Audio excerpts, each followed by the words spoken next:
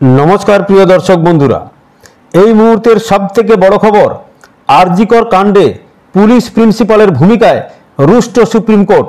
বিচারপতি DY চন্দ্রচূড় তিনি পরিষ্কার রেগে গিয়ে বলেন, পুলিশ এবং প্রিন্সিপাল আরজিকরে যেখানে ওই মহিলা ডক্টরটিকে খুন করা হয়েছিল সেই ক্রাইম সিন কেন তারা রক্ষা করতে পারলেন না। আরজিকর হসপিটালে ডাক্তার ছাত্রীকে ধর্ষণ করে খুনের ঘটনায় শতপ্রণোদিত মামলায় সুপ্রিম কোর্টের প্রধান বিচারপতি DY চন্দ্রচূড় দেশের ডাক্তারদের সুরক্ষা নিয়ে উদ্বেগ প্রকাশ করলেন।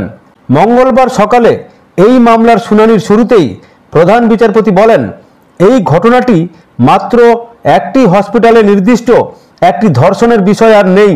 দেশ জুড়ে সমস্ত ডাক্তারদের সুরক্ষা ও নিরাপত্তার সঙ্গে জড়িত ব্যবস্থাগত সম্পর্কে জড়িয়ে গিয়েছে। সর্বোচ্চ আদালতের প্রধান বিচারপতি DY চন্দ্রচূড়, বিচারপতি JB পাদ্রিওয়ালা এবং মনোজ মিশ্রের বেঞ্চে এদিন এই মামলার শুনানি হয়। প্রধান বিচারপতি এদিন কড়া সুরে বলেন, প্রিন্সিপাল কি করছিলেন? FIR করা হয়নি কেন? বাবা মায়ের হাতে মৃতার দেহ তুলে দিতে এত দেরি হলো কেন? পুলিশ কি করছিল? গুরুতর অপরাধ হয়েছে, হসপিটালের মতো জায়গায় অপরাধ সংগঠিত হয়েছে, সবাই কি করছিল?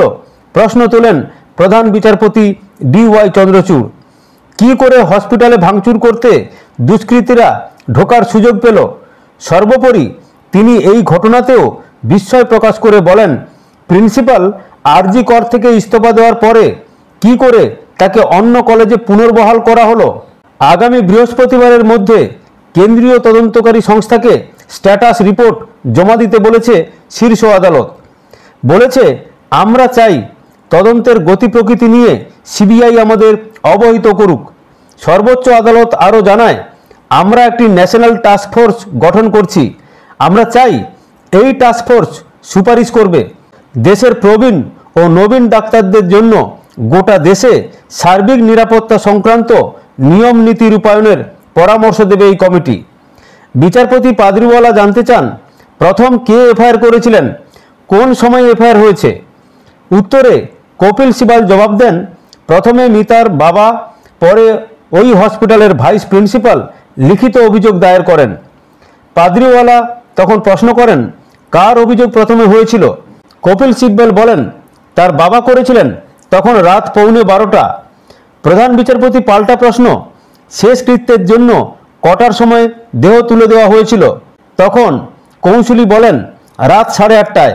তখনই প্রধান বিচারপতি বিস্ময় প্রকাশ করে বলেন, দেহ পরিবারের হাতে দেওয়ার 3 ঘন্টা পর FIR করা হয়েছে।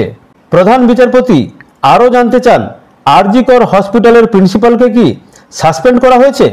জবাবে রাজ্যের তরফে কৌঁসুলি কপিল সিব্বল বলেন, তিনি আসলে ছুটিতে আছেন।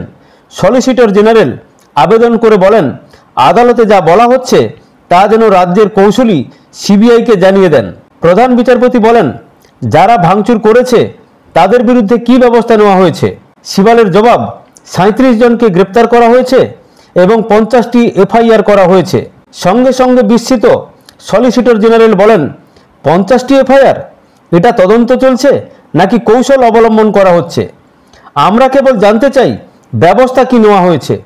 প্রধান বিচারপতি জানান, এই মামলার পরবর্তী শুনানি হবে আগামী 22শে আগস্ট। ওই দিন পরিস্থিতির ওপর নজরদারির জন্য ডাকা হবে সকল পক্ষকে। বিস্তারিত শুনানি শুরু হবে 27শে আগস্ট। খবরের সঙ্গে থাকবেন, ভালো থাকবেন। ভালো লাগলে চ্যানেলটিকে লাইক, সাবস্ক্রাইব, কমেন্ট করবেন। ধন্যবাদ, নমস্কার।